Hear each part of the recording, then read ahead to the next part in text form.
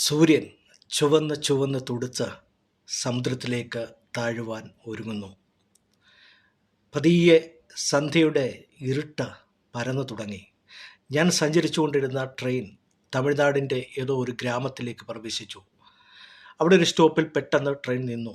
അതിലേക്ക് വളരെ വേഗത്തിൽ 31 വയസ്സ് പ്രായം തോന്നിക്കുന്ന ഒരു ചെറുപ്പക്കാരൻ ഓടിക്കയറി. തൻ്റെ കയ്യിലൊരു കുഞ്ഞുണ്ടായിരുന്നു. താൻ ഓടി വന്നപ്പോൾ ഞാൻ ഇരിക്കാനായിട്ട് സ്ഥലം ഒഴിഞ്ഞുകൊടുത്തു. താൻ എൻ്റെ അടുത്ത് ഇരുന്നു.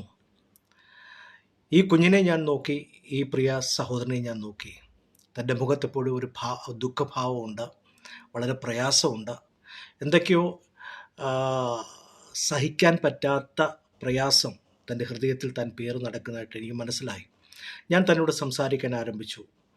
ഈ കുഞ്ഞിൻ്റെ അമ്മ എന്തിയെ എന്നാണ് ഞാൻ ആദ്യം ചോദിച്ചത്. തൻ്റെ കണ്ണുകൾ നിറയുന്നതും തൻ്റെ മുഖത്തിൻ്റെ ഭാവം മാറുന്നതും ദുഃഖസാന്ദ്രമാകുന്നത് ഞാൻ കണ്ടു. ഈ കുഞ്ഞിൻ്റെ അമ്മ ചില നാളുകൾക്ക് മുൻപ് മരിച്ചുപോയി. ക്യാൻസർ ആയിരുന്നു. വളരെ വേഗത്തിൽ താൻ മരിച്ചു. ഈ കുഞ്ഞും ഈ പിതാവും ഈ സഹോദരൻ മാത്രമാണ് ഇപ്പോഴുള്ളത്. തൻ്റെ കുടുംബത്തിൽ ആരുമില്ല. താൻ അനാഥനാണ്. താൻ ഒറ്റയ്ക്ക് ജോലി ചെയ്ത് മുന്നോട്ട് പോകുന്നു. തന്നെ നോക്കിയ ഒരു കുടുംബമുണ്ട്. അവിടെയാണ് ഈ കുഞ്ഞുമായിട്ട് ആയിരിക്കുന്നത്. തൻ്റെ ദുഃഖങ്ങളെല്ലാം എന്നോട് പങ്കുവച്ചു. താൻ പറയുന്നത് എല്ലാം ഞാൻ ശ്രദ്ധയോടെ കേട്ടു. എനിക്ക് മനസ്സിലായി, ഈ സഹോദരനെ ശ്രദ്ധിക്കുവാൻ ആരുമില്ല. തൻ്റെ ദുഃഖങ്ങൾ താൻ പങ്കുവച്ചിട്ട് ഒത്തിരി കാലങ്ങളായി. താനത് പറയും തോറും തൻ്റെ കണ്ണുകൾ നിറഞ്ഞുകൊണ്ടിരുന്നു. തൻ്റെ ഹൃദയത്തിലുള്ള സകല സങ്കടവും എന്നോട് താൻ പറഞ്ഞു.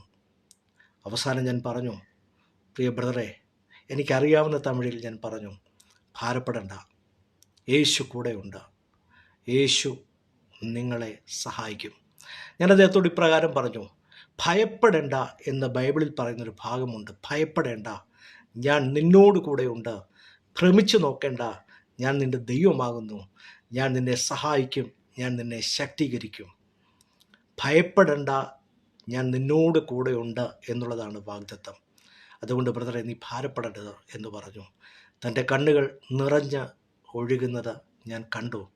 ദൈവത്തിൻ്റെ ആത്മാവ് തന്നെ സ്പർശിച്ചതും യേശുവിൻ്റെ കൃപ തൻ്റെ മേൽ വ്യാപരിക്കുന്നതും ഞാൻ മനസ്സിലാക്കി. സൂര്യൻ ചുവന്ന് ചുവന്ന് തുടുത്ത് സമുദ്രത്തിലേക്ക് താഴുവാൻ ഒരുങ്ങുന്നു. പതിയെ സന്ധ്യയുടെ ഇരുട്ട് പരന്നു തുടങ്ങി. ഞാൻ സഞ്ചരിച്ചുകൊണ്ടിരുന്ന ട്രെയിൻ തമിഴ്നാടിൻ്റെ ഏതോ ഒരു ഗ്രാമത്തിലേക്ക് പ്രവേശിച്ചു. അവിടെ ഒരു സ്റ്റോപ്പിൽ പെട്ടെന്ന്